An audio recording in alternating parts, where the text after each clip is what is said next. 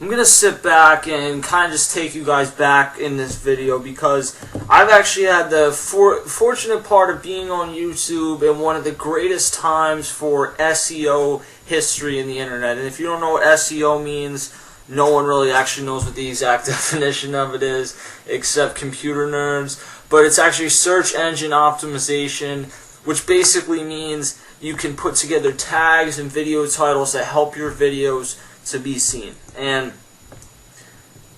I put together some videos with Michael Vick and Tim Tebow and Kobe Bryant and some other lightning rod type athletes that have gotten me a lot of views, but none have gotten me bigger views than LeBron James in the Miami Heat in my time being on YouTube, and LeBron James in the Cleveland Cavaliers in my very, very early time in YouTube. And I think that regardless of whether you enjoy watching the Heat, you've enjoyed watching them win, whether you've rooted against them or for them, I think that they've taken us for a ride as NBA fans over the last few years. In a lot of cases, myself included, I'll be honest, the idea of the three joining together and everyone feeling so passionately either liking them or disliking them, it got my interest back in the NBA after a year or two where my Sixers were absolutely atrocious and I was just, my interest in the NBA was fading, to be honest with you. And it got me back into the NBA, this entire Miami Heat thing, and I'm not a Heat fan by any means, but I can't tell you I haven't enjoyed watching this over the past 3 years. I think I've enjoyed Twitter more than anything because of some of these games, because of responding to people's thoughts on LeBron James. And I think that for the most part, I've been about 75% positive towards LeBron James. I've never been one that hated on him when he left Cleveland because I understood. And I was critical of him at certain times. Obviously, the 2011 NBA Finals, certain times in the playoffs last year and this year. I'm a fair person. I'm going to be critical of someone when they deserve it, because one of the reasons I started ever doing this show was because I felt like people on ESPN and Fox Sports, they were friends with the players or the coaches or whatever, and they never actually gave you their exact opinion. And that's what I pretty much wanted to do, and that's why I started this show. So let's just take a look back at what the Heat have done over the past few years. Beginning with a video that I did when the show was so-called the Cash Cow NAC Sports Report. After LeBron James' last game in Cleveland, where, yes, he did quit, against the Boston Celtics in a series where the Celtics upset the Cleveland Cavaliers and ended up being LeBron James' final game as a member of the Cavs. With that, I think started a new era of the NBA. That was the last season that I look at as Kobe Bryant's prime, Kobe Bryant's time in the NBA. Kobe Bryant is the face of the NBA. And then from there, LeBron James kind of took over. Now, it doesn't necessarily mean that there weren't some years in there where maybe you could have made the case that LeBron James was a better player than Kobe Bryant, but those were the years where the Lakers, with Kobe and Powell, won back-to-back titles. They were in 3 straight titles, and actually, they did the exact same thing the Heat did. They went to the first one, lost that, and then won back-to-back, and we'll see ultimately what the Heat are able to do, but that was very similar. So LeBron James left, and I remember the night of the decision, just a ridiculous amount. YouTube that night was crazy, because I think the difference between YouTube now and YouTube back then it was more of a community. Now there's a lot more NBA, ESPN, all these big corporations that have taken over YouTube, and it doesn't have that community type feel. And I was just beginning out on YouTube. I literally had been on YouTube for 3 or 4 months at the time of this video, and I've since taken it down because I sounded like an idiot in the video with some of the stuff that I said. I just ended up realizing that I didn't do enough research on the entire thing, and I sounded stupid, and I went with what mainstream people said, which really was not what I ended up feeling. But I just remember that night there was a ton of mixed reaction, but it was about 85% people were going against LeBron James, whether it was passionately, Michael Jordan will always be better than LeBron James because of this, LeBron's going to Dwayne Wade's team, whatever the case was. And then there were also some people that said, I don't care what he does, but I'm not going to root for LeBron James because of this now. He has every right to leave. I'm not rooting for him. And then there's about the 15% like me that were completely indifferent. I've always enjoyed watching LeBron James in Cleveland from the time that he was a rookie, right around the era when I began watching the entire NBA and not just the Sixers. It was really when LeBron James and all the hype came in for him as a rookie with the Cleveland Cavaliers. I remember watching his first game against the Sacramento Kings, and he's always been a lightning rod type player. And I think the one thing that you would have to say is if you went back to 2002 or 2003 with LeBron James and all the hype that surrounded him coming in, and you said by the age 29 he'd be a 4-time MVP, now a 2-time NBA champion, a 2-time Olympic gold medalist, a 2-time Finals MVP, really one of the best defensive forces, and many people would consider him a top 10 player of all time, you would say, damn, this guy lived up to the hype and then some. And he's really done that. And I think with the decision, it irked a lot of people, and it put a lot of people in the wrong mindset. And I remember watching the show, and people will make you think that LeBron James hosted this 2-hour show. I think it was 2 hours. It was either an hour or 2 hours, and he waited till the very last minute of the show to announce where he's going. Now, it was with that Jim Gray guy who's from the Golf Channel or whatever. I honestly have never seen him on any other sports thing because I don't watch golf, but I know that he does work with golf. He did that decision interview with LeBron James. At the time, I know a lot of people thought it was arrogant, it was cocky. To me, I thought no matter what, LeBron James was not going to come out a winner in that entire process. He was going to come out a winner individually with whatever team he went to, whether he had stayed in Cleveland or whether he had gone to Miami. But everyone was going to feel irked that he did not go to their team, pissed that he did not come to their city and join up with other players in their city or whatever the case is, or that he left their city in the case of Cleveland. So I know that a lot of people felt like he had handled that situation the wrong way, and I think it was a stupid show. I'll be honest with you. Once LeBron James said, I'm taking my talents to South Beach, I turned it off. I could not have cared less what he said the rest of that show because I had heard what I wanted to hear, and then I wanted to go respond to it. So I responded to it. Tons of people responded to it. And then a couple nights later, they had the not 1, not 2, not 3 thing. And the decision, I've since realized how stupid that was. I can understand how people felt it was arrogant. I understand that. The not 1, not 2, not 3, not 4, not 5, not 6. That to me, when people actually hold that against LeBron James, like he was actually sitting there saying that they were going to win 7 titles with a 28-year-old Dwayne Wade and 26 and 27-year-old Chris Bosh, that they were going to win 7 or 8 straight titles. I mean, I never took it seriously. I took it as LeBron James got caught up in the moment and somewhat put his foot in his mouth, and that part didn't bother me. I didn't have a reason to ever hate LeBron James, so I guess when there were certain things that he said, I wasn't as bothered as other people were. I guess that was the case. And throughout that regular season, pretty much, even into the playoffs, everything came full circle. Everyone was rooting against LeBron James. I remember his first game back in Cleveland was one of the craziest regular season NBA games I've ever watched in my life. Even though the Heat ended up winning by like 20 points, it was just a crazy game. And that was the first time that LeBron James ever took off the headband and went ham. It was not Game 6 of the NBA Finals. It was that night against Cleveland. And the regular season was crazy because every night in, night out, there was people that were saying, damn, I wish LeBron came to my team, but watching LeBron James and Dwayne Wade together on the same team, and even Chris Bosh in a sense, is incredible. I just can't hate on that. And people said that. I felt like I was able to just sit back and enjoy watching 2 of the better players in the NBA. But I understood at that time that they were having a lot of issues with figuring out exactly who was going to play what role in the team. And that first year, it was rough to watch at times. And in a lot of aspects, I think the second year is when things got more crystal clear about who was going to play what role. And in the third year, I think things have kind of reverted closer to what they were the first year. But I think going back to the first year, when it got to the playoffs, the Heat pretty much blew through the playoffs.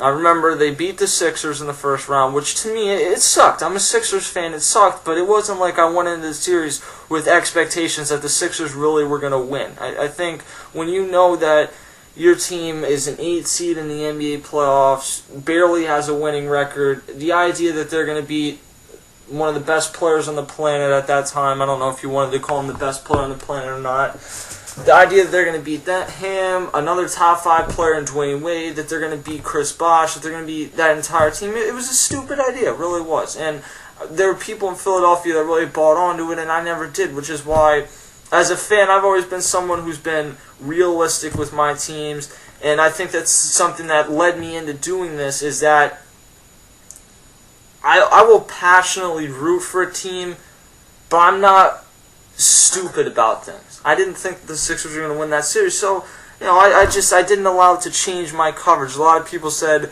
how can you not be critical of LeBron? He beat the Sixers. Because LeBron James beat the Sixers, he played well in that series. The next series was against the Boston Celtics. In that series, the Heat won that in 5 or 6 games, and I remember the huge celebration because LeBron finally got over the hump against the Celtics, who since leaving Cleveland, he has owned the Boston Celtics. He finally got over the hump against the Celtics. Him and Dwayne Wade were running up and down the court. That part I understood why people got pissed off. That was stupid. You won the second round of an NBA playoff series to go back to the Eastern Conference Finals for, I'm trying to think how many times LeBron James had been there previously, at least 2 or 3. He'd been there the year before with Orlando. He'd obviously been there in 2007 when he went to the NBA Finals, so it wasn't new territory for him. Dwayne Wade had gone back to that at that time. I believe it was Dwayne Wade's second time in the NBA that he was going to the Eastern Conference Finals. Might have been his third, but I believe it was his second time. And I understood with LeBron James' celebration. With Dwayne Wade, it was just stupid because Dwayne Wade had won an NBA title already. Dwayne Wade was not the one getting a ton of this criticism. So I thought the whole idea of both of them running was stupid, but I understood with LeBron James, after he had quit the year before, after he heard everything throughout the offseason, I understood in a sense why he felt that way, but he reacted that night, he went crazy. He hasn't done that after either of the NBA Finals championships that he's gone on to win the next 2 years, which is a funny thing, especially the second one. LeBron James didn't even show a reaction. I mean, he went over, he hugged, I think it was Tim Duncan, or one of the players on the Spurs. I believe it was Tim Duncan. He went over and he hugged Tim Duncan, and he handled it like a professional. Not how I would handle it as an athlete. When you go through everything, all the training, I would go crazy the way Kobe Bryant did when they beat the Magic in the NBA title, or even the next year when he got up on the table in front of the home crowd. That's how I would have responded to winning an NBA title. That isn't what happened, or that isn't how LeBron James handles it, whatever. I'm getting off topic. Getting back to that first year, though, it was, through all of that, the over-analysis, it was tough for me to be critical of anything that the Heat did because I felt like everyone else was being ridiculous about certain things. Discrediting the fact that LeBron James and even Dwayne Wade, in a sense, how good of individual players they were, which I understood why you were mad at them, but you can't discredit players individually for the type of talent that they have. That just, it didn't fly for me, and it wasn't just idiots in their parents' basements uploading videos to YouTube. There's people all over ESPN who are now kissing LeBron James and Dwayne Wade's ass tonight. It was those people doing it too, and I'm sure LeBron James and Dwayne Wade still know that and keep that in mind. But just everything that they did was absolutely crazy, which is why I remember the night that LeBron James, he hit a big shot over Derrick Rose, then blocked Derrick Rose, and the Heat ended up winning the Eastern Conference to advance to the NBA Finals. I came on YouTube and I shoved it down people's throats because I had gone through an entire year of what I felt like was fair coverage after watching a ridiculous amount of NBA. of fair coverage of LeBron James and the Miami Heat and what had actually happened in my response to I felt like LeBron James should have gotten way more consideration for the MVP that year, and people were just unwilling to give it to him because he had gone to Miami. And I didn't ever react the same way that other people did. I guess I didn't fall into the trap that ESPN and national media sources set out for other people, because it didn't bother me the way that it did other people, apparently, because LeBron was never going to come to the Sixers, so I never had my hopes up for that, and I understood as a competitor why he was willing to pick up and leave to go to a better team. I understood that that was a hard decision. I know why people didn't like the decision, but it made sense to me. And after after any video I made where I didn't bash LeBron James, I was getting all these comments in the comment section about, you're on his dick, all this other stuff, and I shoved it down people's throats when he won that night. And I can tell you, from all that entire first year, I was rooting for the Miami Heat after they beat the Sixers, because I would not ever root against the Sixers in any circumstance. And I normally would not root for any team that beat my team in the playoff, but I was rooting for LeBron James and the Miami Heat that first year because I just wanted people to shut up, and more than anything, I wanted to be right. I wanted to be that guy that didn't kill LeBron James and ended up being the guy that was right in the end. And it didn't happen, because in the NBA Finals, LeBron James choked. It was something 2 or 3 games in the NBA Finals that we started to talk about, and the funny thing is the same thing kind of happened this year, and then LeBron James made sure that didn't happen. But LeBron James choked. Dwayne Wade had a tremendous series, but it didn't end up being enough. Dirk and the Mavs took them down. I was on air that night with AC talking about that, and that was the end of year 1. Year 2, the regular season, in pretty much everyone's mind, did not matter. LeBron James did win the MVP over Kevin Durant, deservedly so. I know a lot of people try to discredit him there, and I, again, was of the mindset that you can look at me like I'm on LeBron's dick, or you can look at me like I've watched these games. I've probably watched more NBA than the people who are making these absurd statements. And it wasn't that Kevin Durant didn't have a good year, and even a great year where he would have won an MVP in a lot of other years. It was just that LeBron James had performed better overall, and I felt like he was the MVP, and I just was not willing to discredit him the way that other people were. So you look at year 2, once they finally got to the playoffs, the second series against the Indiana Pacers is where things really got interesting. Chris Bosh at this time is out with an injury, and Dwayne Wade had begun to go through a trend of performing extremely well in the first half and then disappearing in the third and fourth quarter, and basically leaving things up to LeBron James. So the Heat are down 2-1, and the day where things really got interesting was Dwayne Wade came back in Game 4 with a really disappointing first half, and then he turned it on in that second half and ended up with like 30 points, and then LeBron James ended up with 40 points and 19 rebounds. And again, it was a testament to me that when I was saying this stuff, being positive about LeBron James, and I had been extremely critical, I'd said that he needed to get over the hump and win an NBA title, win multiple NBA titles, and finish off what he hadn't done in his legacy as he continued to build on the rest of the parts.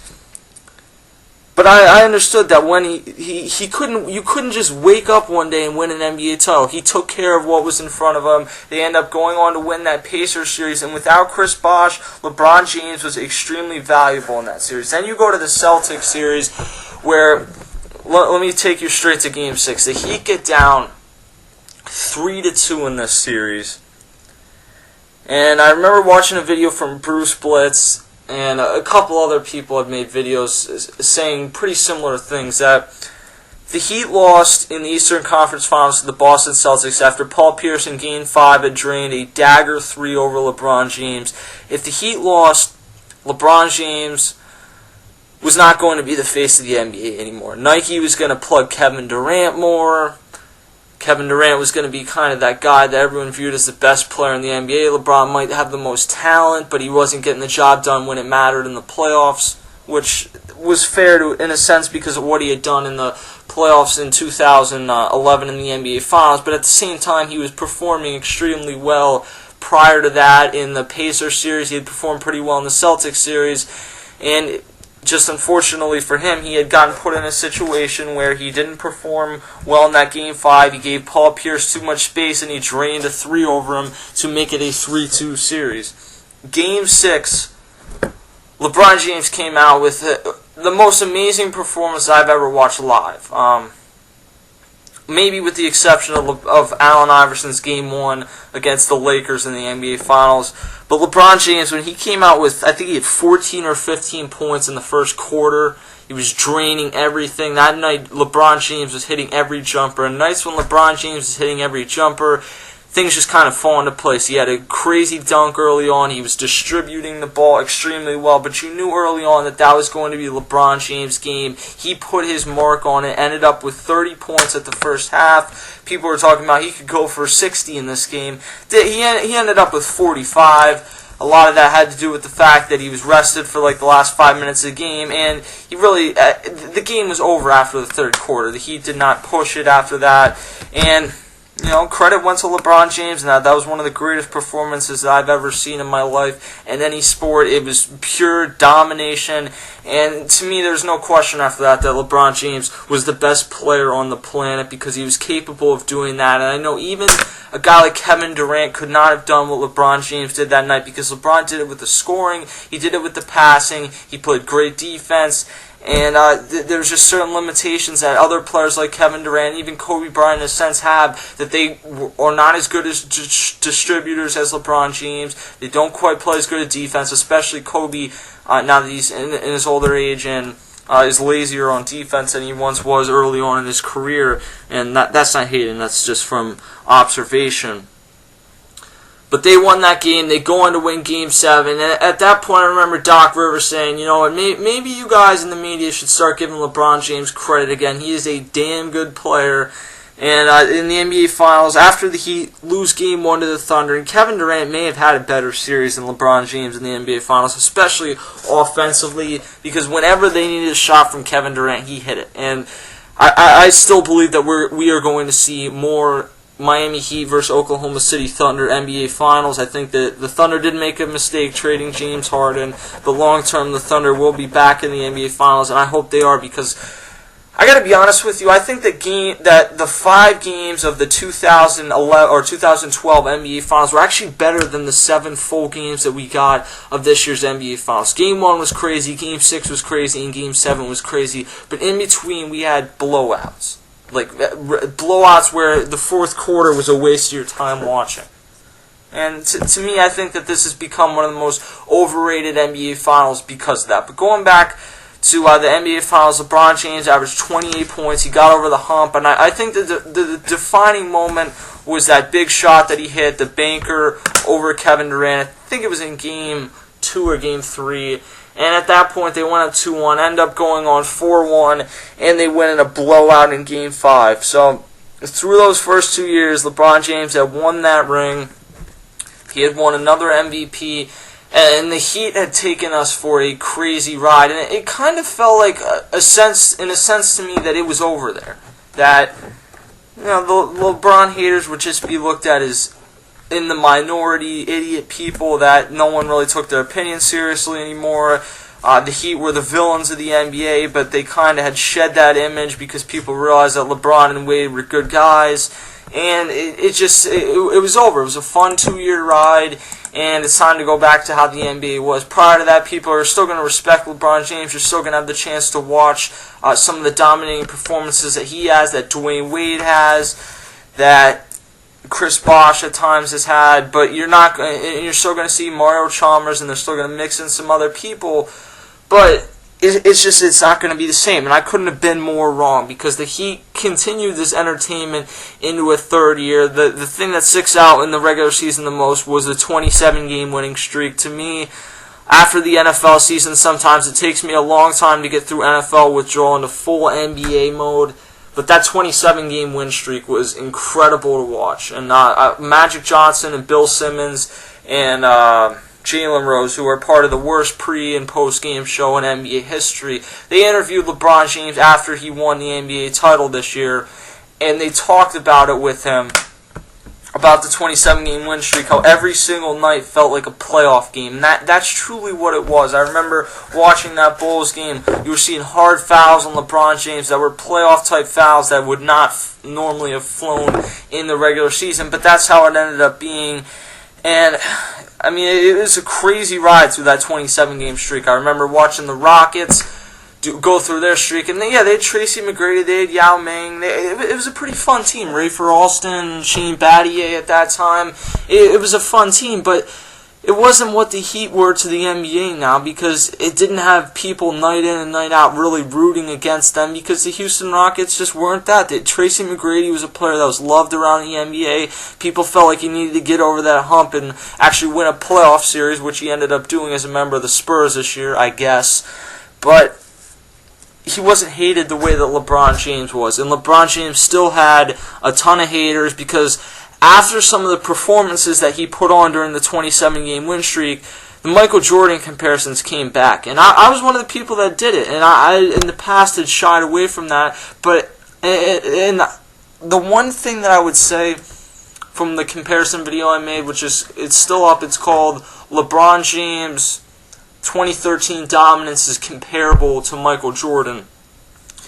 People look at the title and they write a comment. They don't listen to anything you have to say. They don't give it a chance. They may play in the background while they're typing up their comment, but they don't care what you're actually saying. What I felt like was, yes, the NBA is softer. It was harder in Jordan's era. I've gone back and I've watched that, and I understand that. I still got roasted in the comments. And I never once in that video said that LeBron James was a better player than Michael Jordan, was going to be a better player when it was all said and done than Michael Jordan. And a lot of people are starting to say that type of thing now. Simply what I said was that he was dominating the competition that was in front of him, whether it was harder or easier than Michael Jordan's era, at a level that was similar to Michael Jordan. And you put those two names in the same sentence, and shit hits the fan, which a lot of times I like, because I like the publicity, I like the views, I like the money that I bring in from the revenue that the video makes. I'm not going to lie. But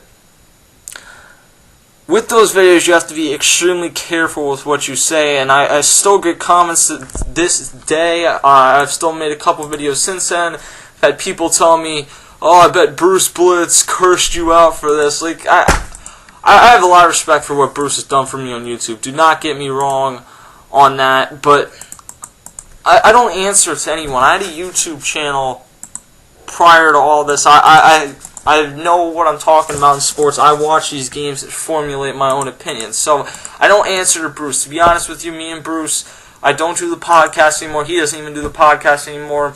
I talk to him occasionally on Twitter, whatever, but it's not like I answer to him, I go to him and make him review every video, and people make it sound like that sometimes. I'm allowed to come out and make a statement that disagrees with him.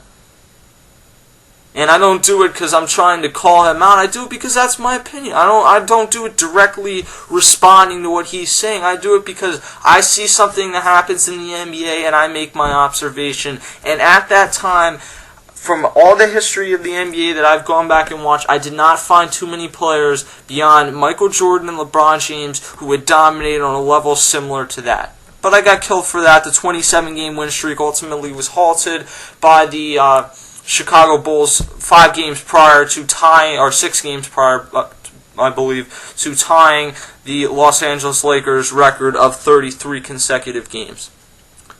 Through the playoffs, then, you get through the first 2 series, and then you get to the Indiana Pacers for the second straight year.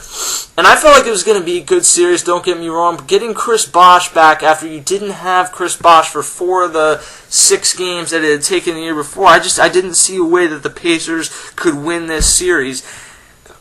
And I couldn't have been more wrong. And I think if the Heat do not make adjustments this offseason and add a more physical big man presence on the bench, the Pacers are probably going to win the Eastern Conference next year. Because that ended up being an insane series.